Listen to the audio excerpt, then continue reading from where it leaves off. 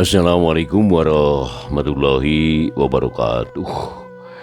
Wargi YouTube dina channel Madina Mara anu tangtus pada siap-siap bade ngadongkeun dongeng Sundanya wargi.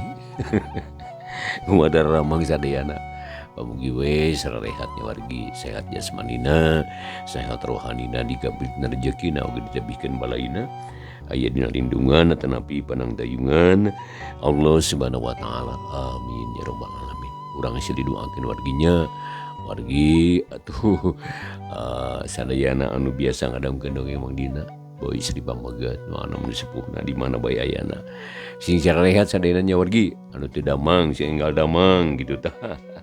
Sapertos bihara-bihari deui. Mangga wargi anu nuju ngantos atuh dongeng Sunda dina judul Ngadu Teluh nya.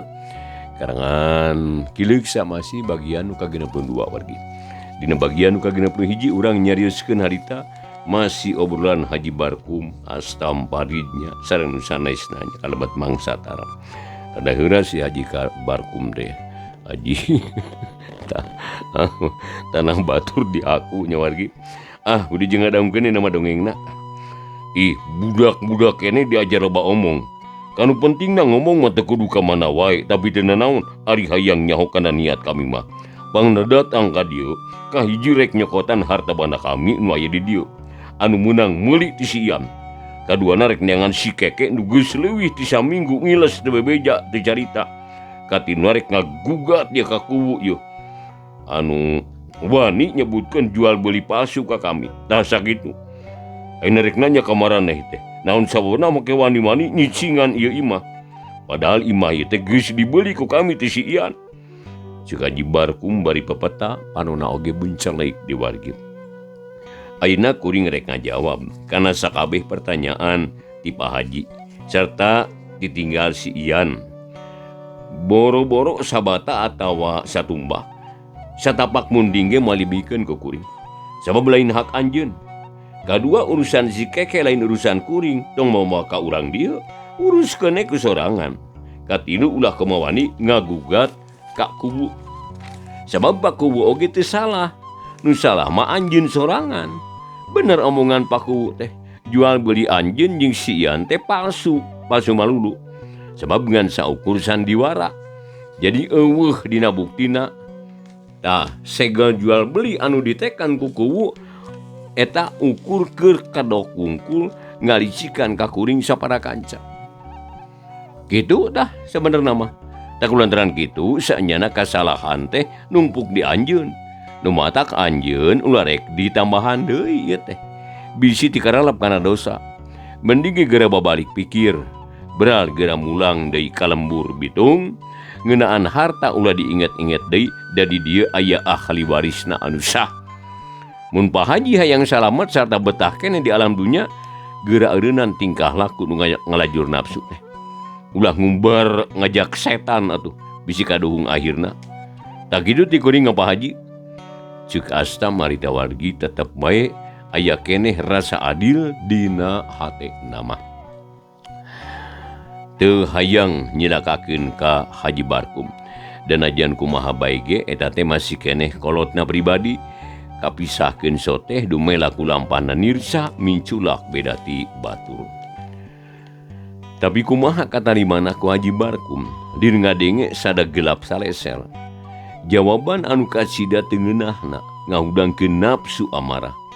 Sabab meunang berjuang tahun-tahun dilana geus ngaluarkeun modal nu lain saeutik. Nyatana ngamodalan Ian jeung Inoh ti handap heula nepikeun ka jadi kieu. Lain modal nu saeutik, tapi hasilna ayeuna kieu. Saha nu teu keheul hauk nyarekan ka Astam. Ulah ngajar sia. Endog mabatahan hayam nulak cangkeng dina punduk. Kumani ngaruhuran hulu. Naon ka nyaho sia ha? Budak bau kana jari ngao budak kamari sore make wani mapatahan kaing. Ceuk saha jual beli jeung si Ian palsu. Mana buktina? Mana nyatana? Kurang ngajar sia gegabah teuing ngomong teh. Bari renge harita panonna bolotot tuntu ka kerot. Nah bet hantem bae mungkir. Dikira geus buni eta pagawean teh, Pak Haji.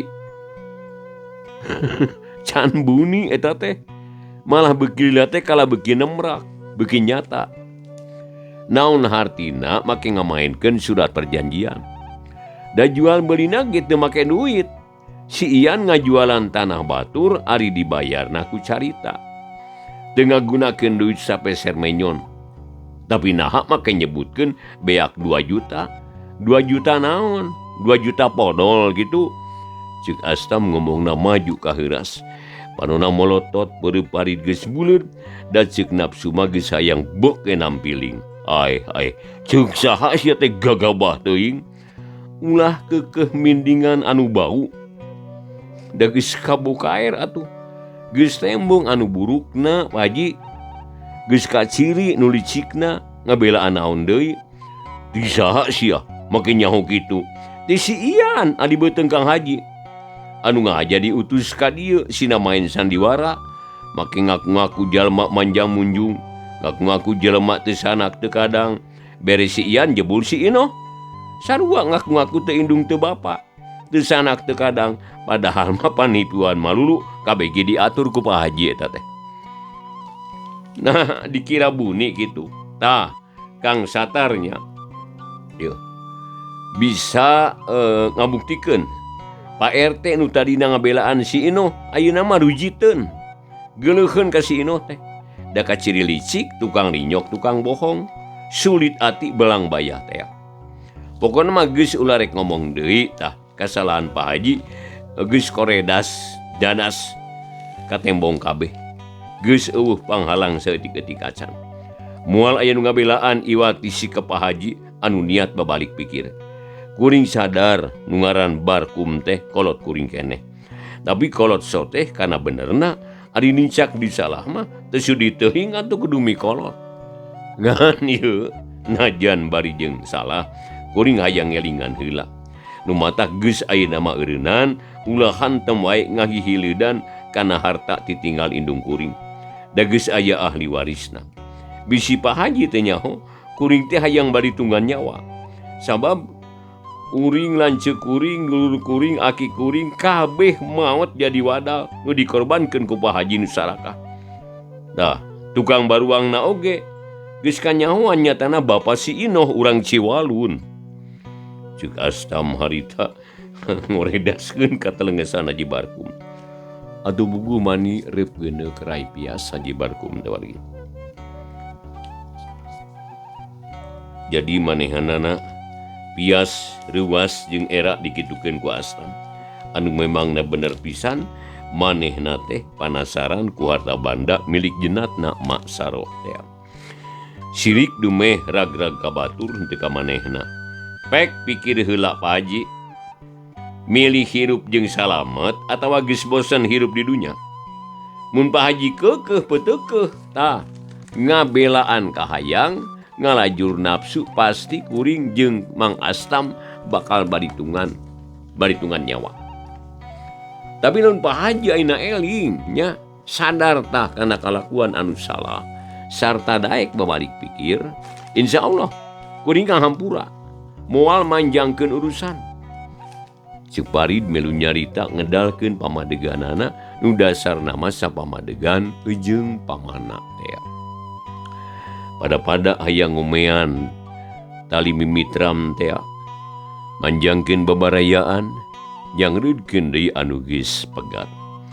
Tapi Haji Barkum geus karahaan hatena dibere saran kitu teh lain atoh lain bunga jadi jajauheun kana narima. Kala mudik dig nafsu ngaburingkal amarahna, asa dihina, asa diunghak, asa dicacampah ku budak satepak. Ulah ngajar sia. Anak gitu mah eueuh anu sahuleun sia teh. Duanana sarua teu hidengna. Aing teh kolot geuleuh, teu butuh ku babatan model kitu. Aing leuwih jero pangalaman, leuwih loba luang batan sia anu kakarabeunta. Naon perlu babatahan ka aing? Kagandeng-gandeng. Ceuk Haji Barkum bari kakarot ayeuna mah bijil kabeh amarahna. Yang ngadenge omongan Pak Haji Barkum kitu, satar nu tadi cicing bae asa teu puguh lamun teu milu ngomong. Panasaran lamun teu nambahan nyarita. Bisi teu tepung di pok we ngomong. Teu sangka. Teu nyana horeng kitu pamadegan Andika teh. Teu era ku kakolotan. tengah rumasakeun kana diri nu geus lamokot ku dosa. Era atuh piraku eleh ku budak pikiran teh. Kuduna mah mepelingan anak teh Andika teh ka anak incu kanu ngarora ka generasi muda, tapi naha ieu mah sabalikna boro-boro narima kalaka beuki ngacaprak ngomong teh. Megeus ayeuna mah teu kudu loba carita, moal aya gunana najana pikeun ka ngabudah ge. Sok jawab nu tandes. Rek milih salamet atau rek ngelipati? Eta kabeh gumantung kana pamadegan Andika. Ceuk Satar bari kakarot nahan amarah. Nya lamun teu beunang dibawa badami mah dalah dikumaha karawat we lah Kang. Alungkeun ka walungan lah cenah dihakan ku belut lah. Jeung diakan ku lele. Kitu ceuk Astam mah panas hati Haji Barkum. Cekek sakalian di dieu. Tembal Satar deui. Atuh bugu maninga gidir Haji Barkum teh jung nangtung nulak cangkeng maninga bendeng panon bolotot beungeutna geuneuk lir beusi atabeulem. Hauk harita teh nyentak aing moal ngarubah pamadegan jeung tibatan kudu talu ka bebenyit anu bau keneh jaringau kajeun teuing paeh bejah dada jadi banusan di dieu keneh. Tapi meh tarung galungan ngadu bobosen jawab heula sia. Ka mana si Ian jeung si Keke ka mana? Haji Barkum kakarot. Leungeunna katarang ngaleper kasurung ku nafsu geutina ngagolak panas. Si Ian indit tapi teuing ka mana? Kuring teu nanyakeun jeung teu hayang nyaho. Si Keke ge sarua indit teuing ka mana? Kuring mah teu nalingakeun rek moda rek hirup paduli teuing. Jawab Astam. Udah ngajar tah. Haji Barkum ngajewang daun meja sarta dijularitkeun sakaligus borolo keler jeung gelas bahe prek pareupeus. Cai ngabayabah terus nyerep kana conggang beuli ngayang wajit jeung kiripik cau oge mawur. Nenjo kalakuan Haji Barkum kitu nu tiluan bareng nangtung rek nangkep Haji Barkum nu ngamuk rek ngabinasa Astam jeung Parin. Tapi barang jung mangku meja diketig walikatna ku Satar leungeunna ngageter ngadadak lempar harita aya tanaga gurag meja anu geus dijungjungkeun teh murag gejret ninggang indung sukuna. Aduh gelo sia meja eda endeta. Pokna harita bari ingkud-ingkudan. Meja dijejek ku suku sabelah deui atuh ditepas teh mani brok berak. Aki-aki kula ngajar sia sugan ku dicekek sia ku aing. Ceuk Parid harita bari ngeuwungkeun kana beuheung Haji Barkum dicekel ku dua leungeun rek dicekek ku manehna. Haji Barkum teu bisa hojah sabab leungeun katuh geus lemper tea. Sukuna oge nya kitu karasan nyeri. Parid kebat harita nyekekna. Jiga namah moal hirup deui tamat we riwayatna nepi ka dinya. Ngan untung Astam eling plok ngomong, "Jang, sing eling jang. Haji Barkum teh loba dosana. Lamun dipaehan ku ujang dosana mali ka ujang. Sakurang-kurangna kudu milu tanggung jawab. Keun antep ulah dipaehan ku urang. Engke ge paeh sorangan. Lebar eta leungeun ulah kakotoran ku lampah model kitu." Ceuk Astam dariana keur ngomongna apeun ngomongan Parid kalayan leuleuy. Cep hawana harita karasa tiis. Jadi sumurup kana jajantung, sumarambah kana bayah. Jadi ayem tentrem karasana, tiis kana ati ngurangan kana amarah. Jol breh ka cita guruna, Mama Kiai Purasanta raraina harita ngalangkang dina ciciptan. Bet jiga nganaha-naha, jiga nu teu panuju kana sikap jeung tindakan Parid.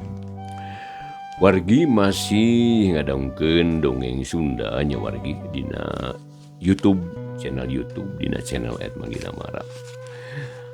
Carita Sunda ieu judulna nyaeta Ngadu Teluh wargi karangan Kidik Sabagian ke-62. Da pamugi wae wargi sadayana nu anu caket anu tebihna istri pameget nu anu sepuhna tiasa kahibur manahna nya wargi ngadongkeun ieu dongeng wargi. Dongeng namina ge ieu mah ieu lari kait-kaitkeun jeung anu sanes nya. Da kituna ka wargi di mana bae ayana ieu mah nya.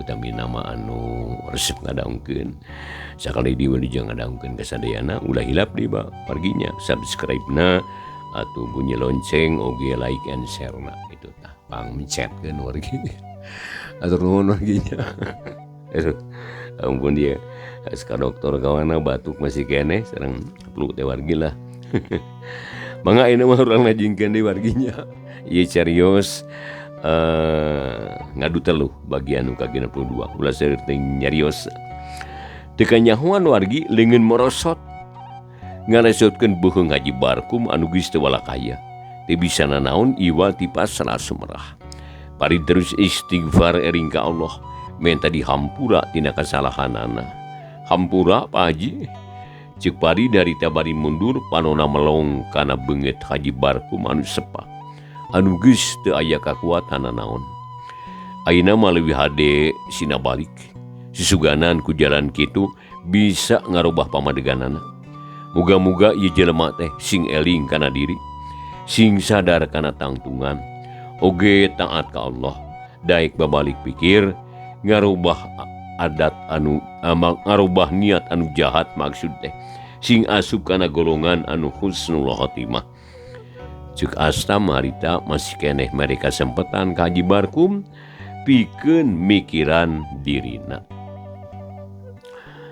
satuju muga-muga we pangharepan urang tina kanan tembal satara nyari geus kieu mah kumaha saena we deres moal pihadeun lamun urang nyiksa ka jelema nu geus teu walakaya sasatna mah Haji Barkum teh geus teu aya dayana malah lamun ku urang disiksa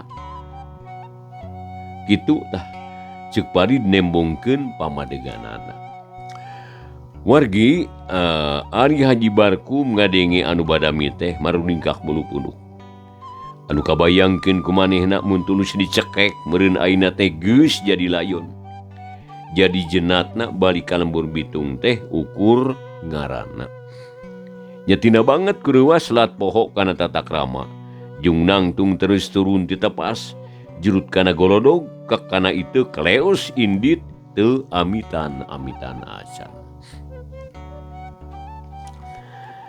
Ari satar ejing astam katut parin carengkat neuteup kanu indit nepikeun ka ngilesna geus teu kaciri nu tiluan teh ting darenghap gek Daryukdi satara panglana ngomong samulangna Haji Barkum kamungkinan aya dua ieu kahiji mun manehna bisa eling babalik pikir urusan bakarengse nepi ka dieu moal aya di cek bocek moal aya panyarewedan kaduana lamun manehna keukeuh beuteukeuh mika hayang harta banda teu mustahil mun bakal leuwih jahat leuwih teu leunges da kulantaran kitu bisi nu datang teh anu kadua urang ulah balangah ieu beurang kudu waspada peuting kudu caringsing pibahayaeun can saat-saat leres wah pirasat abdi ge kitu malah lamun ngagugu nafsu mah kuduna Haji Barkum teh ditahan heula tapi da urang mah henteu boga niat binasa geun wae sina balik sina mikiran diri ngalenyepan awakna ngan muga-muga we pangharepan urang sadayana dikabul ku Allah hati Haji Barkum sing dibukakeun ku Allah ceuk parid amin tembal nu sejen wagi keur kitu teh kadenge aya suara pantong ngaraket nu tiluan curinghak barang berisi keke bijil ti goa da geus kesel ti tadi mani hayang geura bijil hayang nenjok beungeut Haji Barkum ngan teu wani tapi ari sorana mangadenge da kungsi ngahaok nyarekan nyarita bari sesentak punten ieu teh sanes abdi henteu taat kana timbalan nanging cicing di goah teh kesal geuningan abdi teh ceuk si keke cenah naon geus tamada utamana masieun ku satar teu naon keke si Haji palsu mah geus indit muga we lah muga-muga balik ka nagarana tah ngan maneh kudu waspada keke ieu nya tadi Haji Barkum nanyakeun ka maneh sob datangna ka dieu teh kahiji neangan si Ian kaduana neangan maneh ceuk satar ka si keke nuhun diwartosan tangtus abdi waspada dupi ieu kunaon wikeun kaayang-ayangan kieu ye Allah beuling mani rungsep beresan kumaneh keke beuring da kumpulkeun pikeun kana lombang tuh mejana benerkeun beresan sing rapi. Mangga. Geus kitu masih keke digawe kalayan suhun. Jadi tengah wagu dina digawe teh. Da geus manukna ngepel bebersih nyangu jeung sajabana teh teu aneh. Ari satar sanggis ngawadian ka Astam jeung Parid. Terus harita amitan bari keula ka imahna. Atuh sarerea oge leureuh heula wargi harita teh. Lantaran keur saheulaanan mah urusan teh dianggap rengsek. Jadi sarerea ngarasa sugema geus wareg ngomong ka Haji Barkum teh. Lugina geus bisa ngabudalkeun eusi ati unek-unek hate. Ari si keke harita kalayan tenang miara imah digawe bebersih sakumaha mistina. Tapi tetep inget kana amanat satar salilana kudu waspada manehna teh. Jadi bisi aya mata-mata ti Haji Barkum sabab lamun kanyahoan temahna matak cilaka. Haji Barkum geus ngancam lamun si keke buka Rusia tah pinasti bakal dihukum pati. Cek wargi urang tunda heula ayeuna. Urang tuturkeun lampahna Haji Barkum ayeuna harita teh leumpangna rumanggieung sirana ngadadak lieur. Jalan nu ditincak oge asa dengdek. Sakujur awak nyeri walikat harita nu dipapag gusatar asa coplok. Tapi sanajan bari jeung kitu tekadna mah geus buleud keneh bae.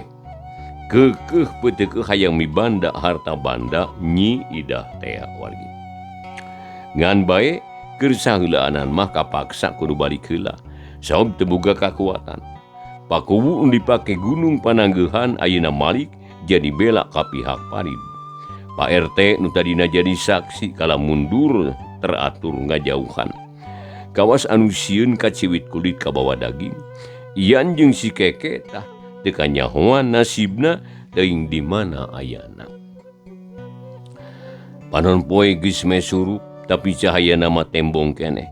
Manuk recet di sarada tong ngeret patarik-tarik jiga nu ngabibira ka Haji Barkum nitah buru-buru balik.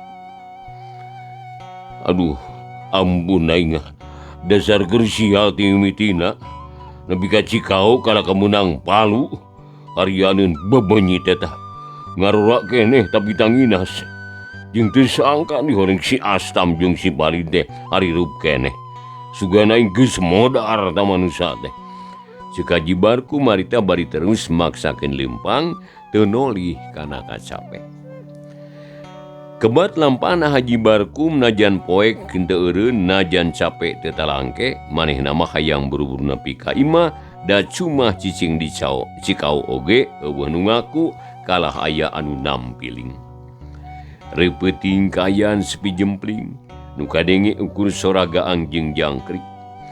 Di kajauhan kadenge sora anjing anu babaung deui. Sakapeung kadenge sora bueuh di sada. Haji Barkum terus bae lumampah wargi arita. Kesangna ngucur maseuhan awak, mapai jalan desa nu tarahal babatuan, dipiring ku sora jangkrik, dijajabkeun ku angin peuting nu ngahiliwir. Wanci subuh Haji Barkum teh nepi ka lemburna. Awakna nepi ka lungsek laleuleus taya tangan pangawasa. Datang-datang da kaburuan kudu buru namru geus teu bisa cengkat deui tina wahing capek. Hawa subuh karasa tiis nyalingit nyecep nyerep asa tembus kana sungsum balung. Ayam jago raung kongkorongok patembalan silih bejaan. Yen peuting geus kaganti ku beurang alang sek poek kasingraikeun ku balebat. Bareng jeung beraina beurang Bu Haji muru ka hareup muka-mukakeun jandela kamar. Atuh barang berai mukakeun panto hareup breh nenjo anu namru di buruan. Disidik-sidik bet jiga Haji Barkum. Aeh, nabat jiga Kang Haji. Kunaon sing di buruan araneh teuing ieu teh? Ceuk pamajikanana terus turun muru Haji Barkum. Ari tepi maning ngajenghok sabab Haji Barkum ka sidaripuhna. Kang Haji kunaon ieu teh? Aduh, ampun, tulungan ya aduh. Kami leuleus kami aduh, teu kuat leumpang itu aduh. Da atuh hudang teh burang-burang teh. Buru-buru tulungan aduh. Kami luluh sia. Cek Haji Barkum bari panona gular gilar. Ida teh nyaho aya Kang Haji, aduh kumaha atuh. Jeung eueuh batur dida si Nyait tengenong di dieu, budakna gering cenah. Cek Bu Haji nyaritakeun anakna nu geus rumah tangga. Teu sare di imah da geus bumen-bumen sorangan. Gerohan datangga. Tulungan gitu aduh. Tulungan kami. Bu Haji harita kapaksa manehna menta tulung kata tanggana. Untung aya nu rek nyadap dicalukan heula. Eta lalaki nyimpang terus mayang Haji Barkum dibawa ka jero imah. Adu goledag digolerkeun dina sama. Leos eta si lalaki teh balik deui teu tunyu tanya teu loba carita gedig indit ngajugjug ka sadapan. Bu Haji harita rada guguk buru-buru ngakalan salakina bisi kumaonam. Dalileus ge lain ku panyakit, lain aya nu ndasa, ieu mah jigana bakat ku capek. Ditambah hate kerajet, pikiran rungsing, ubarna teh nyatana nginum ci kopi panas, terus sina sasarap. Nyerada cenghar deui ayeuna mah. Kuniang bisa hudang, gek diuk, Bu Haji emok haripeunana melong kana beungeut salakina anu sepak teh. Kumaha hasilna di Cikao teh Kang Haji? Gagal kami teh. Dasar ini geus rewel bae loba kagejed. Datang ka ditu geus teu bisa dibungkir deui. Aduh. Sial jeung sial wae. Eueuh teuing anu pikaresepeun. Cek Haji Barkum bari regot harita manehna nginum deui. Sial kumaha ieu teh? Pan aya si Ian di ditu. Piraku teu ngabantu. Jeung di ka mana ari si Keke? Papanggih atau henteu? Cek Baji harita heraneun hatena jadi sesebelakan ari ngadenge kitu mah. Tah kieu jadina ieu. Anu matak kami mah teu salah-salah teuing. Hayang buru-buru neangan teh bisi kumaonam. Sam geus beda rasa. Buktina ayeuna teh si Ian jeung si Ino teh geus eueuh di Cikao. Si Keke teu kapanggih. Malah mah waktosna wargi sadayana teu nya kapan.